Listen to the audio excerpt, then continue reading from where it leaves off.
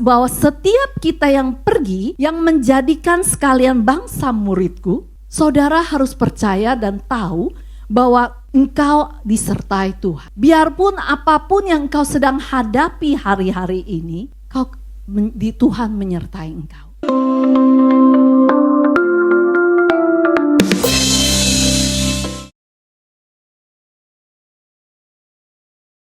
Ya, hari ini kita akan sama-sama belajar tentang amanat agung ya saudara ya. Saya percaya saudara sudah banyak tahu tentang amanat agung ya saudara ya. Tapi tahun ini kita udah beberapa tahun kita udah tentang amanat agung. Dan tahun ini bukan hanya diperkatakan dan kita perlu menjalankannya ya.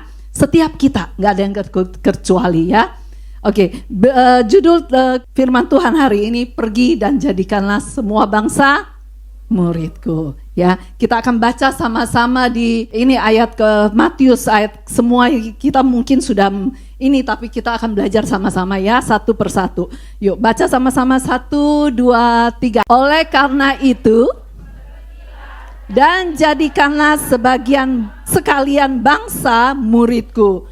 Baptiskanlah mereka dalam nama Bapa dan Anak dan Roh Kudus. Kemudian murid-murid yang baru itu menaati segala perintah yang sudah kuberikan kepada kalian. Dan yakinlah bahwa aku akan selalu menyertai kalian sampai akhir zaman. Amin. Ya, hari ini kita akan membahas ayat ini satu persatu dari yang merah itu ya, dan kita akan belajar tentang pergilah ya. Pergi adalah satu kata kerja dan saya percaya setiap kita, semua kita di sini harusnya kita sudah pergi ya. Saudara dari Indonesia jauh-jauh dan saudara datang ke Hong Kong, saudara sudah pergi. Yang poin yang pertama, langkah yang pertama saudara sudah lakukan. Ya. Nah, apapun alasan saudara datang ke Hong Kong, Tuhan sudah mengutus saudara dari Indonesia jauh-jauh datang ke Hong Kong untuk pergi. Ya. Perginya kemana? Ke rumah majikan masing-masing. Nah, langkah pertama sudah dilakukan. Ya. Nah, kedua adalah jadikanlah sekalian bangsa muridku. Saudara di sini sengaja ataupun tidak sengaja, tapi ini semua adalah rencana Tuhan. Saudara boleh dikirim ke sini untuk menjadi murid. Ya, ada yang belum menjadi murid? Semua kita sudah menjadi murid ya. Untuk memuridkan harus pertama kita perlu menjadi murid. Ya, murid untuk memuridkan. Dan saudara sekarang kalau semua kita sudah menjadi murid, adalah apalagi yang kita harus lakukan? Ya, yaitu baptis. Ya, baptis itu urusan nanti. Tetapi kita akan belajar bagaimana dari kita udah lakukan pergi, jadikanlah sekalian bangsa. Nah, bangsa yang pertama yang saudara hadapi hari ini adalah bangsa Chinese. Ya, ada yang bangsa majikannya orang bule atau Korea atau yang lain-lain? Ada? Tidak ya, semua kita majikannya, biarpun mungkin mereka megang pasportnya, mungkin ada yang pasport Kanada, Australia ataupun apa, tapi mereka adalah Chinese. Ya, jadi poin yang pertama, kedua ada poin pertama sudah semua kita lakukan. Saya datang ke sini, saya juga biarpun saya bukan kerja di majikan, tapi ada majikan yang lain dalam hidup saya, ya, yaitu keluarga saya. Nah, yang kita di tahun ini kita perlu mengerti bahwa kita perlu jadikanlah bangsa yang kau kirim, yaitu Hong Kong, di mana engkau ditaruh sebagai duta-duta di dalam rumah majikanmu, menjadi muridmu. Ya, bagaimana kita akan menjadikan, nanti kita akan belajar. Dan ajarlah sesudah, kalau kita masih akan menjadikan murid dan baru itu akan baptis ya. Dan baptis dan ajarlah ajarlah, nanti kita akan belajar lagi. Nah, yang terakhir ini janji firman Tuhan, ya, bahwa setiap kita yang pergi, yang menjadikan sekalian bangsa muridku, saudara harus percaya dan tahu bahwa engkau disertai Tuhan. Biarpun apapun yang engkau sedang hadapi hari-hari ini, Tuhan menyertai engkau. Ya. Nah, kita belajar bagaimana untuk kita menjadi pembawa Injil. Kalau saudara baca di Kisah Para Rasul, murid-murid Tuhan, 12 murid, ya 11, Yudas terus akhirnya diganti. Mereka mendapat satu perintah Tuhan, yaitu di sini yang Matius 28, 19-20, bahwa mereka harus menjadikan segalian bangsa muridku. Nah, dari apa yang kita pelajari di Kisah Rasul, ada 8 prinsip yang kita bisa pelajari untuk kita melakukan amanat agung di tahun ini, ya saudara. Kita akan belajar sama-sama. Pertama adalah, ayo kita baca sama, keterlibatan setiap orang percaya. Jadi prinsip bukan menjadi murid ini adalah hanya kakak-kakakmu ataupun pengkhotbah ataupun yang gembala cool atau penilik segala macam, tapi setiap orang. Katakan setiap orang. Diperlukan setiap orang untuk memberitakan Injil, ya.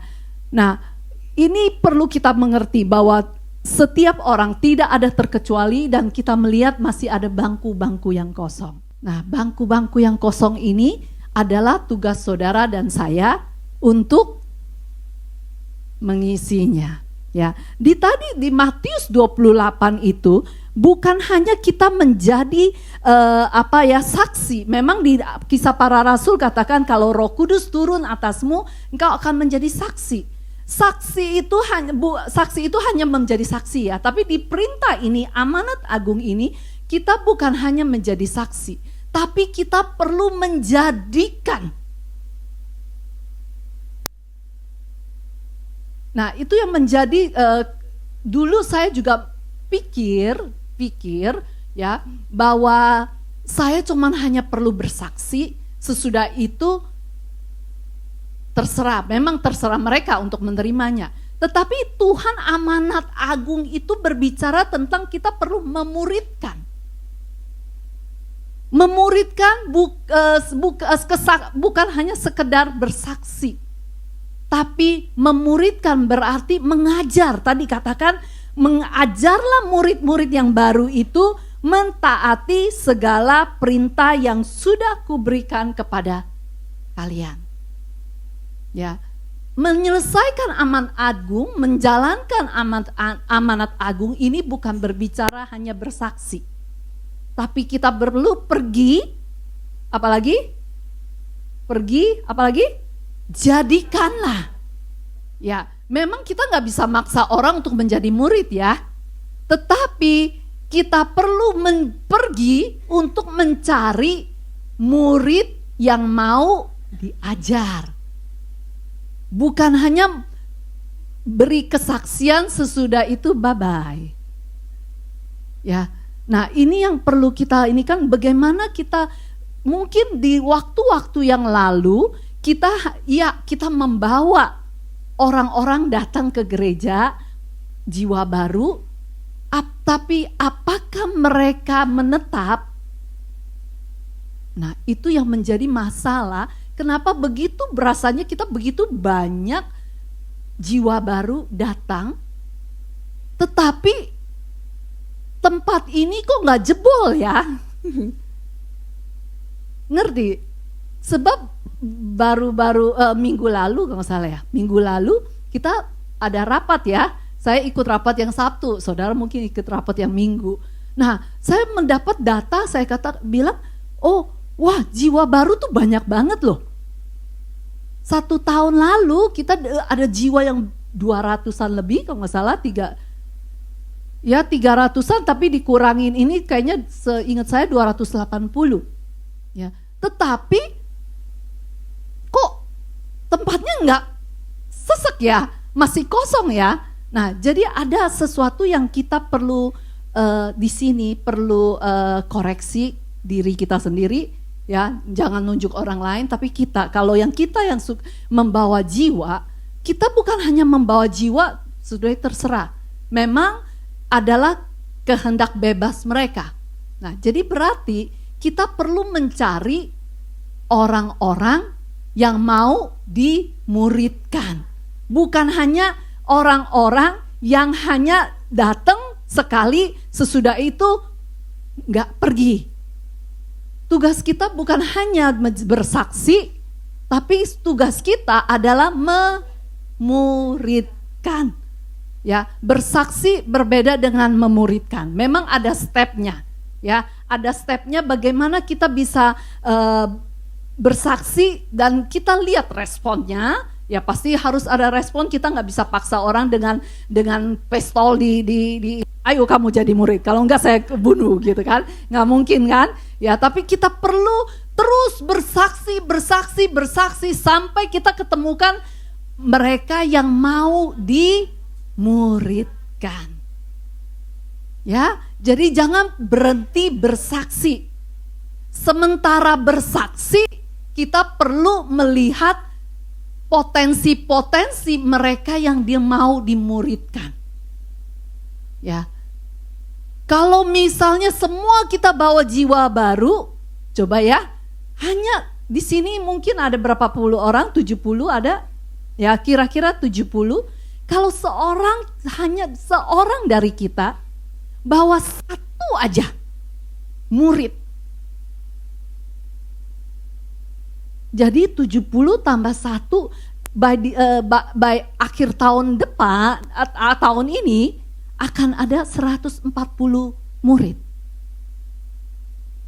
Ya, biarlah kita bukan hanya para gembala, para pengkhotbah ataupun kakak-kakak lah yang senior-senior, tapi setiap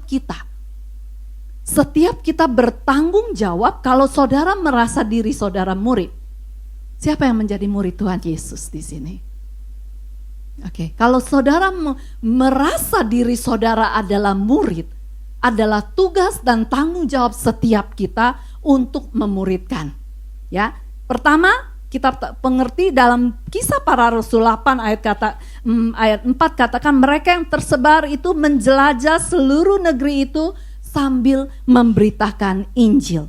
Nah, Injil itu apa? Supaya enggak salah, kita akan belajar ya, Injil adalah kabar sukacita, saudara. Ya, kabar sukacita apa? Adalah tentang penyelamatan. Kita boleh bersaksi tentang Tuhan Yesus, kebaikannya, keajaibannya, kebesarannya, tapi kita perlu mengerti poin yang paling kita perlu ingat untuk memberitakan Injil adalah tentang penyelamatan Tuhan Yesus. Ya, dari saya yang mungkin sampah, dianggap masyarakat adalah sampah, dan saya boleh sampai hari ini itu penyelamatan. Ya, melalui apa? Melalui kematiannya, melalui kebangkitannya, ya, melalui kehidupannya. Itu adalah Injil yang kita perlu beritakan. Kita bukan hanya memberitakan, oh Tuhan Yesus pelaku mujizat, Tuhan Yesus baik, Tuhan Yesus ini dan itu. Tetapi inti dari memberitakan Injil adalah penebusannya. Dia yang gak berdosa, dijadikan berdosa karena saudara dan saya. Dia mati bagi kita, dia bangkit bagi kita, dan dia sekarang ada di surga menantikan, ya, mendoakan saudara dan saya, dan menantikan waktunya datang untuk kembali kedua kali. Amin, saudara. Itu berita sukacita bahwa kita perlu memberitakan itu kepada setiap orang, ya. supaya kita nggak salah, jadi kita bisa mengerti apa itu memberitakan Injil. Kedua, poin kedua yang perlu kita mengerti adalah kenapa kisah para rasul bisa begitu dahsyatnya. Orang-orang yang biasa loh saudara, ya, para murid-murid Yesus orang-orang biasa seperti saudara dan saya. Mereka adalah nelayan-nelayan, ya. Tapi begitu hebatnya pada saat Petrus khotbah 3.000 orang diselamatkan. Nah, kunci dari prinsip pemuritan yang ada di dalam kisah para rasul adalah doa. Sebelum setiap kegiatan kita perlu berdoa dan berpuasa tambah ya. Biarpun di ayat-ayat yang kita lihat mereka nggak dituliskan berpuasa. Saya begitu terkagum sih dengan ada beberapa yang saya kenal penerobos yang mereka yang begitu mengasihi jiwa-jiwa. Mereka berkorban dengan sering puasa untuk jiwa-jiwa itu. Ya. Apakah saudara dan saya pernah berpuasa untuk jiwa-jiwa? Ya. Nah, untuk kita bisa melakukan amanat agung di tahun ini, kita perlu berdoa dan berpuasa untuk jiwa-jiwa itu. Oke? Ya, karena tanpa doa nggak akan ada hal-hal yang mujizat ataupun hal-hal yang supranatural akan terjadi. Ya.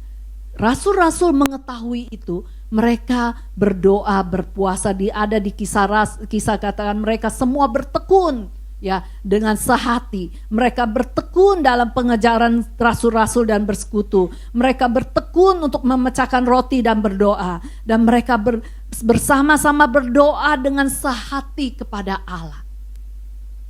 Tidak ada penuaian tanpa doa. Doa adalah mesin, ya, mesin kayak seperti mobil, seperti kapal, ada mesinnya. Kalau kita mau menuai jiwa-jiwa, kita perlu berdoa dan ditambah puasa, ya. Ya, jangan hanya berdoa, berpuasa untuk keperluan kita sendiri, tapi biarlah kita berdoa dan berpuasa untuk jiwa-jiwa. Oke. Prinsip ketiga yang kita boleh pelajari dari kisah para rasul yang membuat orang-orang biasa itu bisa mengalami hal-hal yang supranatural adalah ketiga, pengurapan Roh Kudus dan diresponi dengan ketaatan yang radikal. Di kisah 4 ayat 29-31, yuk kita baca sama-sama ayat ini, sungguh luar biasa. Yuk 1, 2, 3. Karuniakanlah kepada hamba-hambamu keberanian dalam memberitakan firman-Mu, dan kirimkanlah kuasa penyembuhan-Mu, kiranya banyak mujizat dilakukan atas nama Yesus hamba-Mu yang kudus. Setelah mereka selesai berdoa, bergoncanglah bangunan tempat mereka bersekutu, dan mereka semua lalu dengan berani mereka memberitakan firman Allah. Wow, kita lihat di sini pengurapan turun bukan berarti membuat saudara bisa berani. Memang pertama harus kita meminta. Ya, ada yang takut bersaksi. Oh, saya takut saudara. Saudara luar biasa nggak takut. Ya, takut ngomong salah, takut dia terima apa enggak, ya, takut segala macam, malu. Itu udah menjadi apa ya? Saya rasa saudara juga iya. Cuma nggak berani jawab ya. Murid-murid Yesus waktu di kisah para rasul itu mereka takut, apalagi mereka dianiaya saudara, ya. Tetapi apa yang membuat saya terkagum dengan ayat ini? Mereka meminta kepada Tuhan keberanian. Pernahkah saudara meminta keberanian kepada Tuhan untuk bersaksi? Pernahkah saudara meminta kepada Roh Kudus karunia Tuhan lakukan kesembuhanmu. Pada saat saya berdoa untuk orang lain sembuh, mujizat terjadi. Pada saat mereka berdoa, meminta keberanian, wah pasti dijawab saudara. Ya, kalau hari-hari ini saudara belum pernah berdoa meminta keberanian, yuk kita minta sama-sama. Ya, kita minta sama-sama untuk berani. Nggak takut sama namanya orang, tapi kita takut kepada Tuhan. Oke, ya memang kita perlu hikmat. Ya, bukan kita brodor gitu ya, nggak seperti apa ya, seperti senjata yang nggak berhenti itu dodor apa tuh namanya, senapan ya. Yang kita perlu hikmat. Tetapi keberanian itu juga diperlukan untuk kita berani bersaksi, apalagi kepada majikan ya saudara ya. Waduh, dia nggak ngomel aja sekali udah puji Tuhan ya. Apalagi harus bersaksi, harus cerita Tuhan Yesus. Wah, nah itu kita perlu keberanian. Minta keberanian kepada Tuhan dan kirimkanlah, minta Tuhan, ayat ini boleh menjadi doa kita. Kirimkanlah kuasa kesembuhanmu Tuhan.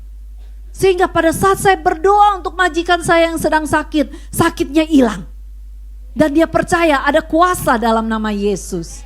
Ya, pada saat saya berdoa untuk dia mungkin gak ada kerjaan, sekolah anak-anaknya, saya berdoa dia disembuhkan, dia mendapat pekerjaan, dia mendapat kenaikan pangkat ataupun segala macam. Dan dia akan berkata, wah Tuhanmu bener ajaib loh.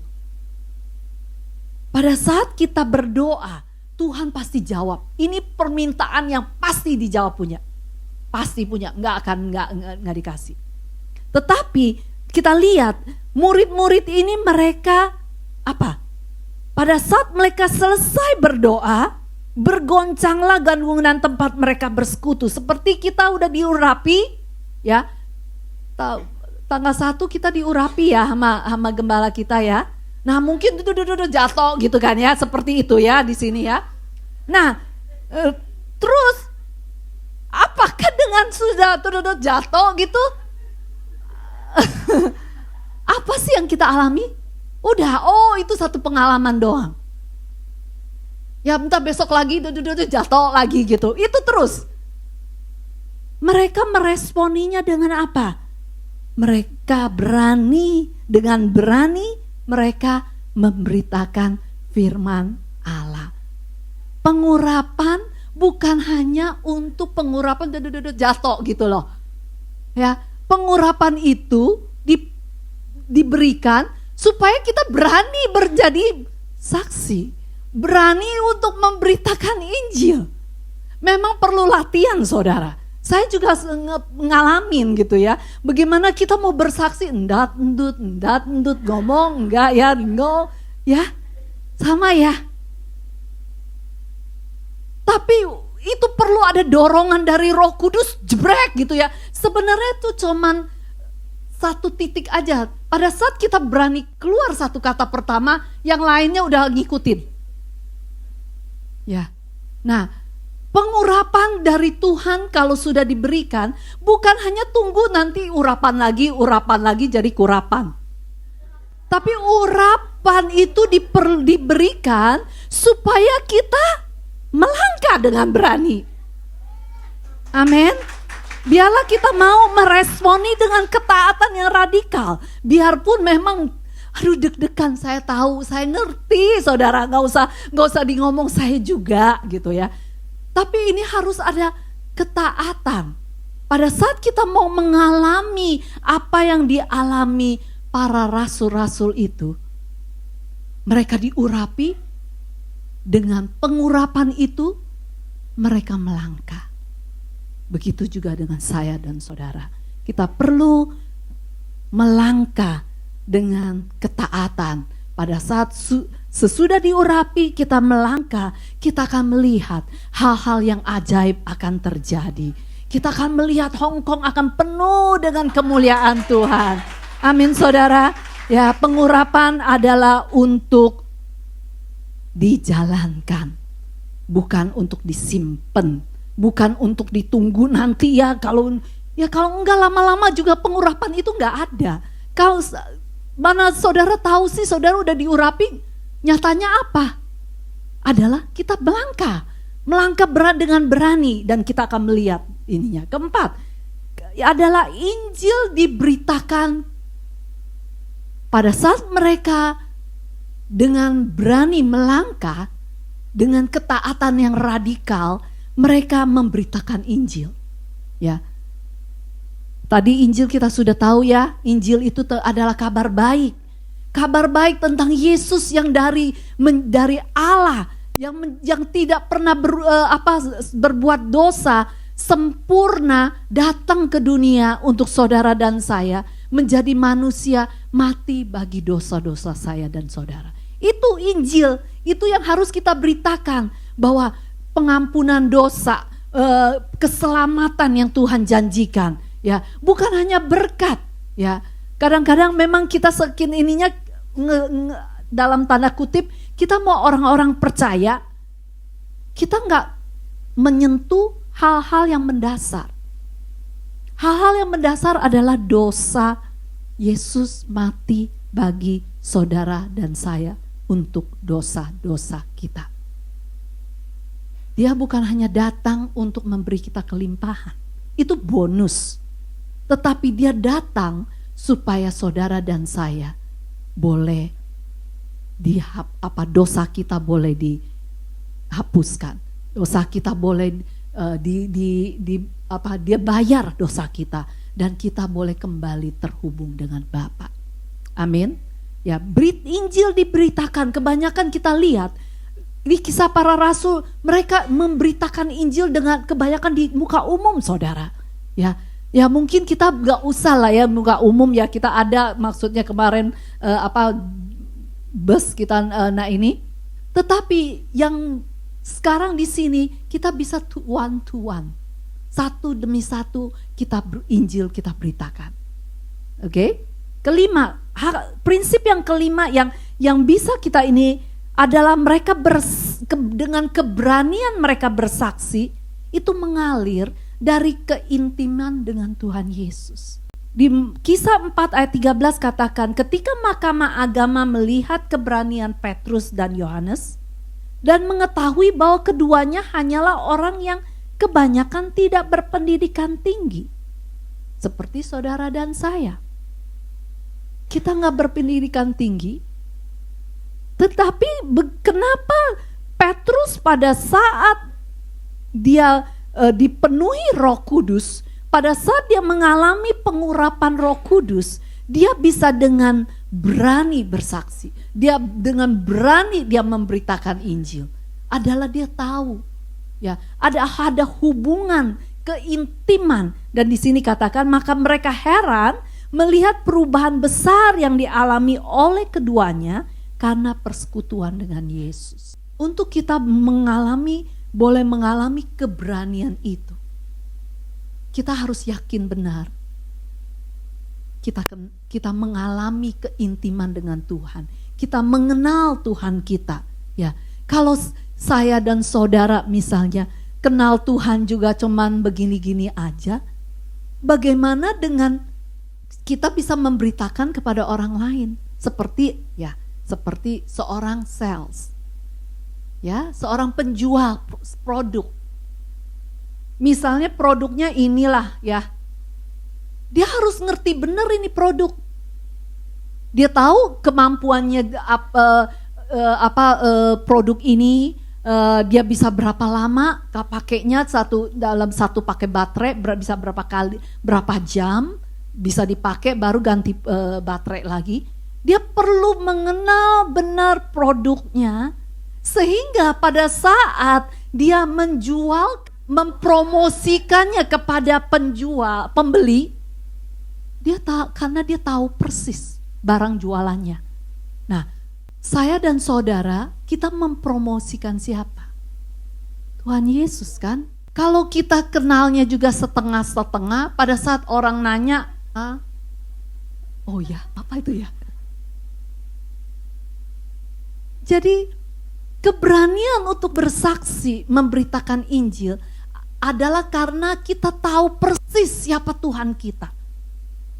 Kalau saudara sudah mengalami pengalaman-pengalaman dengan Tuhan, itulah modal untuk kita bersaksi, untuk menceritakan. Tetapi bukan hanya bersaksi, gak boleh sampai putus sampai bersaksi, tapi terus mencari potensi-potensi murid-murid yang bisa dimuridkan. Amin. Jadi kalaupun ada masalah dalam hidupmu, jangan takut, jangan langsung lemes, jangan langsung kayaknya putus asa, tapi pakailah setiap keadaan dalam hidupmu untuk mengenal Tuhanmu. Karena dalam kita permasalahan, pergumulan kita mengenal Tuhan kita, itu modal kita untuk menceritakan kepada orang-orang bahwa Tuhanku sungguh baik. Biarpun aku gak setia, biarpun aku begini dan begitu, dia tetap baik kepadaku, dia tetap memeliharaku. Itulah modal. Petrus dan Yohanes mereka boleh bersaksi, mereka boleh begitu mengalami perubahan besar. Dari Petrus yang menyangkal Tuhan, yang takut, dan murid-murid yang pada lari semuanya, sampai mereka diurapi, dipenuhi oleh Roh Kudus, dan mereka tahu siapa Tuhan mereka. Oke, itu prinsip kelima. Keenam adalah pada saat kita melangkah dalam pengurapan Roh Kudus, Roh Kudus akan meneguhkan dengan mujizat. Mujizat adalah hasil dari keintiman, hasil dari keterhubungan kita dengan Tuhan, sehingga membawa otoritas Tuhan. Petrus, Yohanes dan lain-lainnya, mereka adalah biasa. Dulu mereka menjadi murid yang mempertanyakan, dari mana datangnya makanan, dari masakah ini bisa sembuh, apakah ini bisa bekerja, dan mereka menjadi orang-orang yang bisa dipakai Tuhan karena pengurapan Roh Kudus, karena mereka mau melangkah dengan keberanian. Percayalah, katakan tadi kan ya di Matius 28 katakan, aku menyertai kamu sampai ada akhir zaman. Jadi pada saat kita melakukan amanat agung, kita percaya bahwa Roh Kudus akan menyertai kita. Mujizat, tanda-tanda heran akan menyertai kita karena kita ada di pihak Tuhan. Ya, seorang penjual produk, dia menjual produk dari perusahaannya pasti dengan cara apapun akan membackup dia. Apalagi kita yang bekerja dalam kerajaan Allah. Kerajaan Allah akan sepenuhnya membackup saudara dan saya dengan mujizat dan tanda-tanda heran. Ketujuh, yang di Kisah 2 ayat 41, orang-orang percaya ya, ada yang meresponi. Ya, meresponi dengan tiba-tiba Petrus berkhotbah 5 menit, 3.000 orang diselamatkan. Ya, itu bukan pekerjaan Petrus, tapi adalah pekerjaan Roh Kudus. Ya, Roh Kuduslah yang menginsyafkan orang akan dosa. Tetapi dia perlu kita, saudara dan saya, untuk mau berani melangkah. Untuk berani melangkah memperkenalkan produk keselamatan kita. Ya, produk keselamatan Tuhan, yaitu melalui Yesus Kristus Tuhan. Amin. Ada yang meresponi, ke-8 itu fakta yang kita perlu mengerti. Meresponi bukan berarti kita hebat, gak ada. Bukan, karena yang bekerja kita cuma sebagai alat. Ya, ada yang meresponi, yang ke-8 adalah ada yang menolak. Nah, kalaupun ada yang menolak, itu jangan menjadi bagian, maksudnya kita langsung terluka. Aduh, apalagi kita ada tertolak ya, ada yang belum beres dengan tertolak. kita merasa kita yang ditolak. Dulu saya juga merasa pada saat saya bersaksi, memberitakan firman gitu. Saya merasa waktu mereka menolak, saya merasa tertolak banget. Ya, berarti saya yang ditolak. Saya jadi down gitu ya. Saya jadi rasanya enggak semangat lagi. Tapi ingatlah sebenarnya, yang ditolak bukan saudara dan saya. Ya, pada saat kita boleh melewati ini, bahwa ada yang meresponi, ada juga yang menolak. Di dalam segala sesuatu, enggak semua tetapi itu tidak akan membuat kita mundur. Karena yang bertobat itu juga bukan kita yang melakukannya, Roh Kudus yang melakukannya. Ya, karena Roh Kudus yang menginsyafkan orang, bukan saudara, bukan saya. Kalau melalui kita, dia boleh disadarkan, dia boleh bertobat, itu karena Roh Kudus yang bekerja dalam diri orang itu melalui saudara dan saya. Ya, sehingga ada ke-8 yang itu tertolak. Bagaimana caranya kalau kita ditolak orang? Apakah akan membuat kita mundur? Rasul-rasul itu gak mundur loh saudara. Mereka tahu tugas mereka hanya memberitakan. Tugas saudara dan saya adalah apa? Memberitakan. Tugasnya Roh Kudus adalah menginsyafkan. Sekali lagi yuk kita ngomong, tugas saya adalah memberitakan. Tugas Roh Kudus adalah menginsyafkan. Jadi kita gak menaruh tanggung jawab sepertinya kita adalah juru selamat. No. Tugas kita adalah hanya memberitakan. Tugas Roh Kudus adalah menginsyafkan. Jadi kita perlu terus memberitakan kepada siapapun. Tetapi tugas Roh Kudus adalah menginsyafkan. Jadi jangan lagi takut untuk bersaksi. Jangan lagi takut untuk memberitakan Injil. Itu adalah fakta. Ada yang meresponi, ada yang menolak. Menolak itu mereka menolak bukan saudara dan saya yang mereka tolak. Yang mereka tolak adalah Tuhan. Jadi kita gak perlu take it personally. Ya, aduh saya gak pinter ini, saya gak bisa. Ya, kita bisa memperbaikinya, bagaimana caranya. Ya, kita belajar di bagaimana menjadi saksi. Ya, kita perlu hikmat. Hikmat dari Tuhan, bagaimana saya bisa menyampaikan dengan pada waktu yang tepat, pada keadaan yang tepat sehingga dia bisa menerima. Jangan dia lagi buru-buru atau jangan dia lagi marah-marah. Saudara bilang iya, ya udah nggak mungkin gitu kan. Ya, tapi kita perlu minta keberanian, perlu minta hikmat, ya. Sehingga ada 8 prinsip ini yang kita perlu pelajari dan di hari-hari mendatang kita akan terus belajar bagaimana melakukan amanat agung, ya. Jadi 8 prinsip yang kita perlu belajar dari kisah para rasul sehingga membuat mereka bisa begitu suksesnya dalam waktu yang sedikit dan pendek, dan mereka dunia boleh mengalami pertobatan sehingga saudara dan saya juga boleh mengenal Tuhan Yesus. Pertama, prinsip pertama adalah bukan orang hanya pemimpin-pemimpin yang perlu memberitakan Injil, tapi setiap kita. Amin. Setiap kita yang merasa dirinya murid, biarlah kita mengerti amanat agung untuk saya. Katakan, amanat agung untuk saya. Kedua adalah doa dan puasa sebelum melakukan segala sesuatu. Ya, ketiga adalah pengurapan Roh Kudus dan diresponi dengan ketaatan radikal. Ya, kita perlu berdoa meminta keberanian. Kita perlu meminta Tuhan kirimkan pada saat aku berdoa. Semua yang aku doakan itu akan terjadi dalam nama Yesus. Sehingga dengan itu mereka akan melihat Tuhan yang saya sembah adalah Tuhan yang hidup.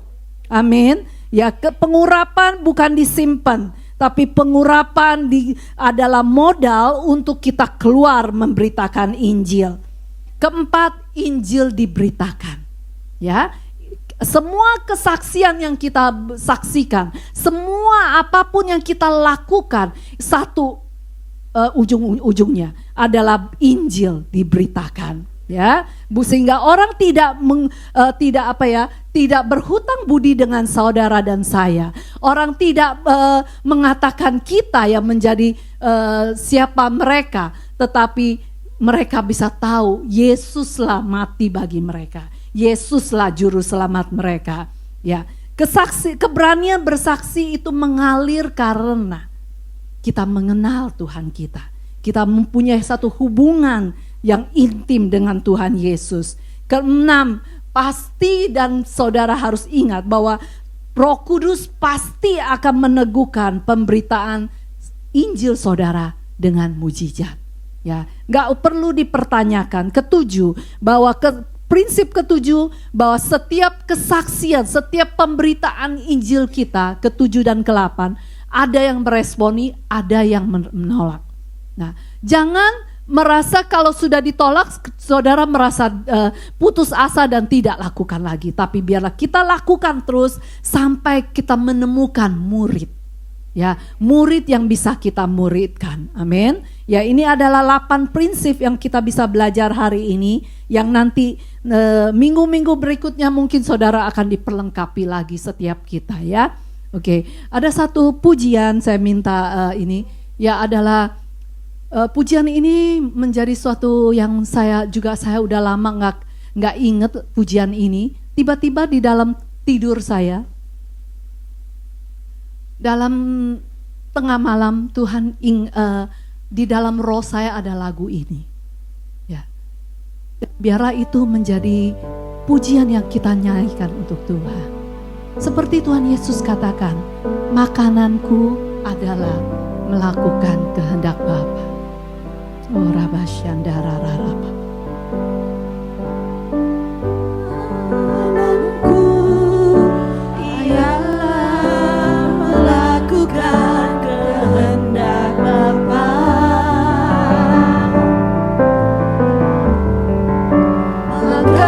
Makananku ialah menyelesaikan pekerjaannya.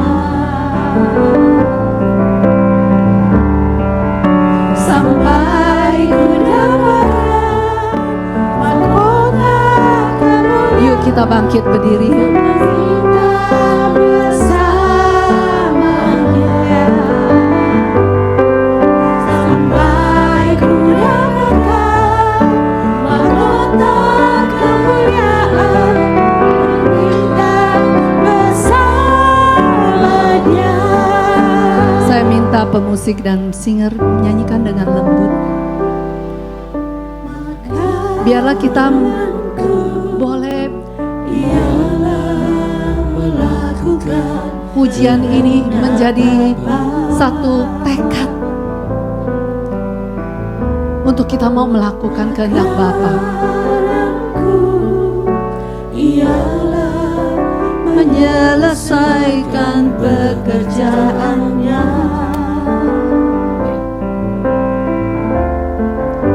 sampai ku dapatkan mahkota kemuliaan dan memerintah bersama Dia. Sampai ku dapatkan mahkota kemuliaan dan memerintah bersama Dia. Ya, musik mainkan dengan pelan.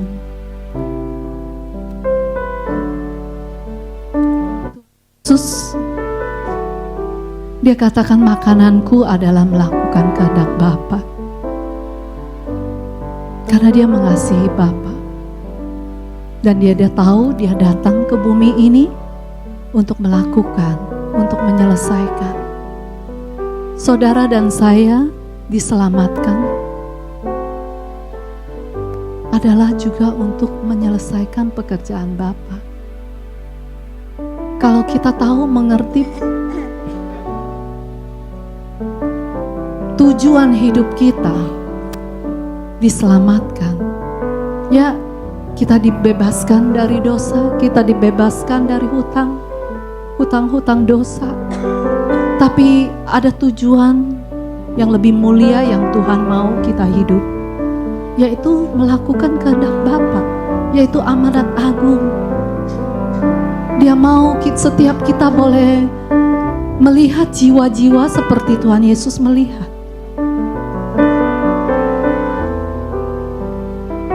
Dan biarlah pujian ini boleh menjadi tekad kita, nyanyian kita, bahwa aku akan melakukan kehendak Bapa.